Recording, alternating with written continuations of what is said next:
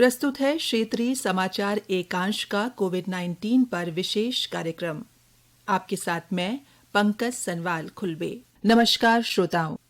Corona virus संक्रमण से बचाव के चलते घरों में रह रहे लोगों द्वारा इस दौरान किया गया योगाभ्यास उनके जीवन में एक सकारात्मक बदलाव लेकर आया है।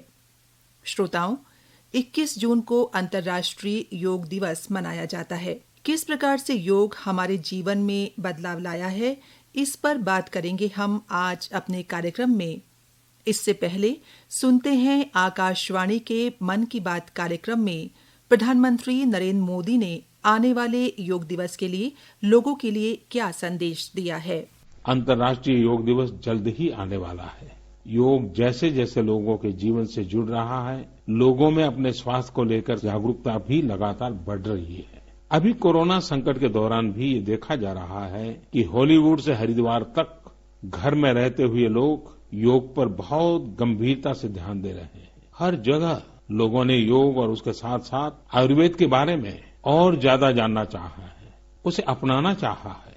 कितने ही लोग जिन्होंने कभी योग नहीं किया, वे भी या तो ऑनलाइन योग क्लास से जुड़ गए हैं या फिर ऑनलाइन वीडियो के माध्यम से भी योग सीख रहे हैं। सही में योग कम्युनिटी, इम्यूनिटी और यूनिटी सबके लिए अच्छा। श्रोताओं, योग हमारी प्राचीन पद्धति रही है। योग कोरोना वायरस संक्रमण से बचाव और रोकथाम में किस प्रकार सहायक है, इस पर बातचीत की हमने उत्तराखंड मुक्त विश्वविद्यालय हल्द्वानी के योग विभाग के स्कूल ऑफ हेल्थ साइंस के विभागाध्यक्ष डॉक्टर भानु प्रकाश जोशी से। स्वागत है आपका हमारे कार्यक्रम में भानु प्रकाश जोशी जी। सबसे पहला प्रश्न मेरा आपसे ये है, कोविड-19 महामारी से जब हम सभी प्रभावित हैं, ऐसे में योग कितना फायदेमंद है हम सभी के लिए, और योग और आयुर्वेद कितने अहम हो जाते हैं दोनों हमारे लिए। समझ श्रोताओं को नमस्कार कहना चाहूंगा। आपने बड़ा अच्छा क्वेश्चन पूछा कि कोविड-19 जो महामारी अभी चली हुई है, विविधता का जो समय है और इस विविधता के समय को हम अवसर में बदल सकते हैं और उस अवसर में बदलने का कार्य योग ही वर्तमान में कर रहा है, आयुर्वेद ही कर रहा है। क्योंकि ये जो प्राचीनतम भारतीय चिकित्सा पद्धतियां हैं, इन्हीं के द्वारा इनका समाधान किया जा सकता है। आज जहाँ पर पैथी इत्यादि सारी पैथी जितनी है रिसर्च में लगी हुई हैं, पर हमारे योग में कई विधाएं ऐसी हैं, कई अभ्यास ऐसे हैं जो काफी हद तक कोरोना के संक्रमण को रोकने में सहायक है। कोरोना वायरस का संक्रमण में जो लक्षण है उसमें सामान्य सर्दी जुकाम जैसा ही है वो। इस वायरस का संक्रमण होने के बाद बुखार, सांस लेने में तकलीफ जैसे लक्षण हमें दिखाई देते हैं। हमारा श्वसन तंत्र जो है वो प्रभावित होता है। तो योग श्वसन संबंधी समस्या को दूर करने में कैसे सहायक सिद्ध हो रहा है? योग कई अभ्यास हैं, उसमें जो महत्वपूर्ण रूप से अगर हम लें तो प्राणायाम लें। प्राणायाम का संबंध ही श्वसन संस्थान से है, सीधे सीधे रूप से अगर देखा जाए। और उस प्राणायाम से भी पहले अगर हम थोड़ी सी अगर और बात करें, जैसे आपने बहुत अच्छी बात बताई कि कफ इत्यादि जब हमारे शुरू होते हैं, हमारे शास्त्रों में यह पहले ही बता दिया है कि कफ दोषों को नाश करने के लिए यह क्रिया है, यह अमुक क्रिया है। मैं एक छोटी सी क्रिया का नाम आपके आगे लूंगा और समस्त दर्शक जो भी अभी श्रोता हैं, जो सुन रहे हैं मेरी बात को, वो इस क्रिया के नाम को जानते भी होंगे। उस क्रिया का नाम है कपालभाति। कपालभाति बिल्कुल प्रचलित नाम है और वर्तमान में सभी लोग उस कपालभाति क्रिया से परिचित होंगे। कपालभाति जो क्रिया है वो षटकर्म का एक भाग है और इसका वर्णन हठ प्रदीपिका में स्वात्माराम जी ने किया है। और एक श्लोक में यहाँ पर आपको बताना चाहूंगा, उसमें पहले ही कह दिया है स्वात्माराम जी ने कि भस्त्रावलोह कारस्य रेच पूर्व ससम प्रभो कपालभाति विख्याता कफ दोषो विशोषणी। ये कपालभाति नाम से जो एक क्रिया है कफ दोषों का बिल्कुल नाश करती है। तो कपालभाति के साथ साथ कई अन्य प्राणायाम इत्यादि भी हैं जो श्वसन संस्थान को बलिष्ठ बना सकते हैं। ये जो आपने बताया प्राणायाम और कपालभाति, इसके अलावा भी कोई ऐसे आसन है जो श्वसन तंत्र को मजबूत कर हमारी रोग प्रतिरोधक क्षमता को बढ़ा सकते हैं? जी हाँ, श्वसन संस्थान को प्रभावित करने वाले कई आसन ऐसे हैं। ऐसे आसन हम करें, ऐसे अभ्यास हम करें जिनका सीधे सीधे संबंध हमारे लंग्स पर हो, हमारे इंटरकॉस्टियल मसल्स पर हो। इसमें भुजंगासन है, सर्पासन है, पर्वतासन है, शशांक आसन है, ऐसे कई आसन हैं। जो हमारे श्वसन संस्थान को बलिष्ठ करते हैं। डॉक्टर भानु, अपनी इम्यूनिटी को बढ़ाने के लिए हमें जी। किस प्रकार का आहार इस समय लेना चाहिए जिससे हम कोरोना संक्रमण से काफी हद तक बचाव कर सके?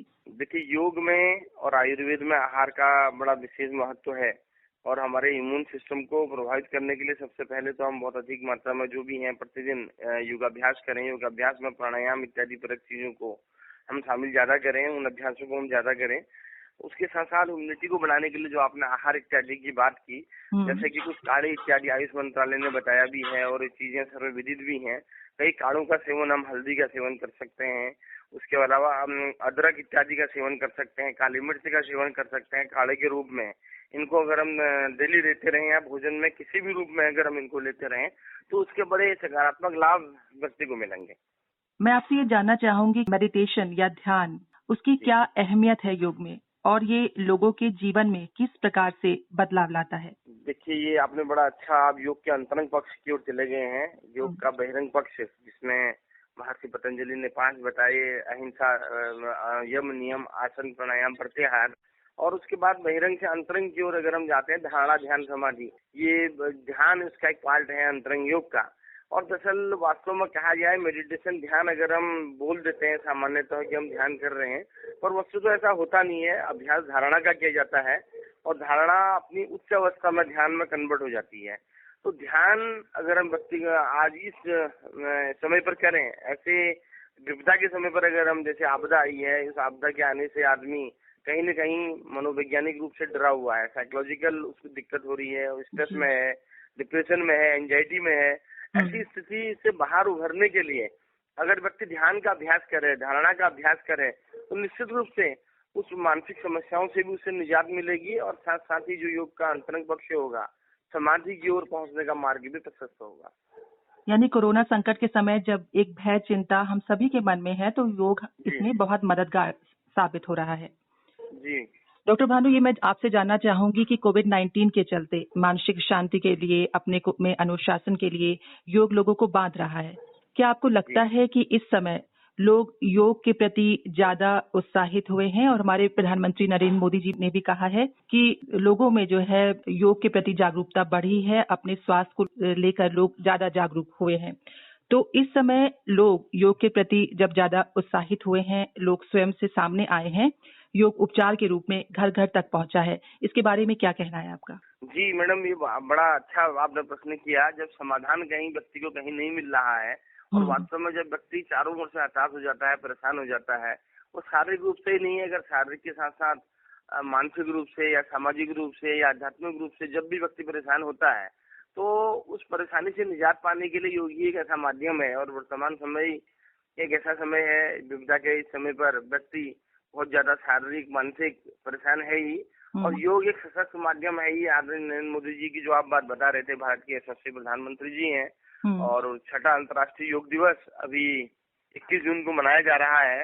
उस 31 मई के दिन भी जब उन्होंने मन की बात प्रधानमंत्री जी ने की थी, तो अपनी इम्यूनिटी को बढ़ाने के लिए, कम्युनिटी को बढ़ाने के लिए, अब ये चीजों के लिए योग बेहद जरूरी है। जी हाँ, उन्होंने कम्युनिटी, इम्यूनिटी और यूनिटी की बात कही थी। तो इन तीनों को बढ़ाने के लिए और वास्तव में एक सशक्त माध्यम योग ही है। डॉक्टर भानु, मेरा आखिरी प्रश्न आपसे ये है कि इस समय जिस तरह विश्व में योग पहुंचा है, उसे एक नया स्थान मिला है।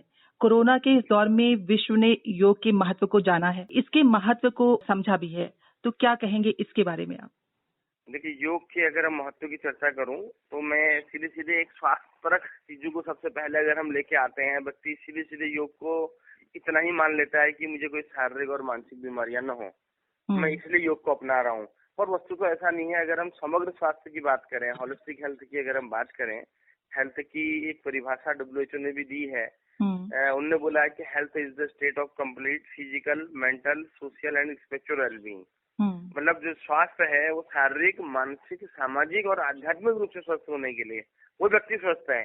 स्वस्थ ये नहीं कि हमें कोई शारीरिक रूप से कोई रोग न हो या हम मानसिक रूप से स्ट्रेस तनाव में नहीं है, हम स्वस्थ नहीं है।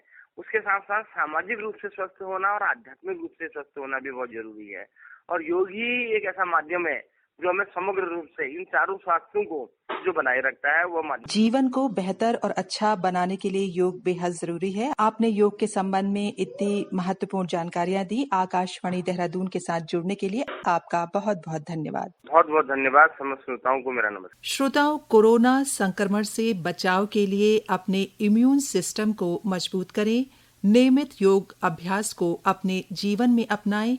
योग करने से जहां हम तनाव और अवसाद से बचते हैं, वहीं शारीरिक और मानसिक रूप से भी स्वस्थ होते हैं। कार्यक्रम के अंत में आपसे इतना ही कहना चाहूंगी, कोरोना संकट के इस दौर में हम खुद को सुरक्षित रखते हुए दूसरों को भी सुरक्षित रख सकते हैं। सजग रहें, सतर्क रहें। आज के कार्यक्रम में इतना ही। नमस्कार।